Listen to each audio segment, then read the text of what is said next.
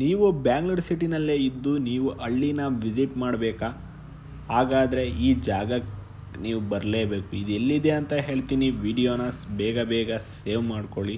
ಇದೇ ಥರ ಹೊಸ ಹೊಸ ಜಾಗನ ಎಕ್ಸ್ಪ್ಲೋರ್ ಮಾಡಬೇಕಂದ್ರೆ ನಮ್ಮ ಪೇಜಿನ ತಪ್ಪದೇ ಫಾಲೋ ಮಾಡಿ. ನೀವು ಏನಾದರೂ ಸಿಟಿ ಲೈಫ್ನಲ್ಲಿ ಇದ್ದು ಬೋರಿಂಗ್ ಆಗಿದರೆ ಒಂದು ಸಲ ಈ ಜಾಗನ ವಿಸಿಟ್ ಮಾಡಿ.